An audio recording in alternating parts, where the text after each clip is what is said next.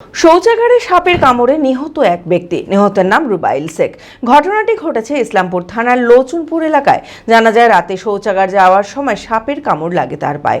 পরিবারের লোকেরা দেখা মাত্রই তড়িঘড়ি তাকে খড়িবোনা হাসপাতালে নিয়ে গেলে সেখান থেকে তাকে লালবাগ হাসপাতালে নিয়ে যাওয়া হয়। সেখানে প্রাথমিক চিকিৎসার পর মুর্শিদাবাদ মেডিকেল কলেজ ও হাসপাতালে রেফার করা হলে চিকিৎসক তাকে নিহত বলে ঘোষণা করে। মানসিক স্বাস্থ্যের জন্য সবার আগে যে নামটি মনে ভেসে ওঠে, সুস্থ মনের ঠিকানা মনোবীক্ষণ।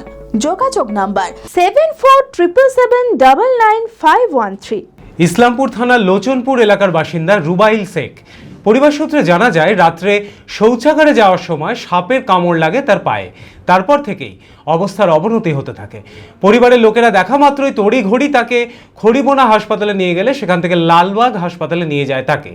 সেখানে প্রাথমিক চিকিৎসার পর মুর্শিদাবাদ মেডিকেল কলেজ ও হাসপাতালে রেফার করা হলে চিকিৎসক তাকে নিহত বলে ঘোষণা করেন। পুলিশ দেহ ময়নাতদন্তের জন্য পাঠিয়েছে।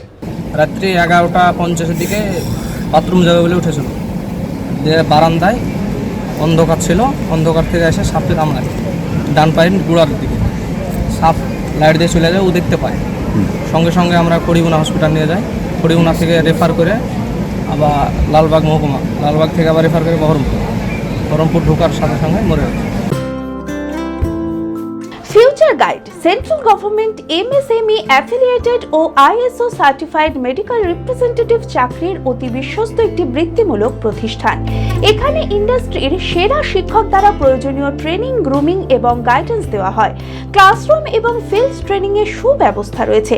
তাছাড়াও 3 মাসের কোর্স শেষ হবার পর বিভিন্ন ন্যাশনাল ও মাল্টিন্যাশনাল কোম্পানিতে 100% চাকরির সহায়তা দেওয়া হয়।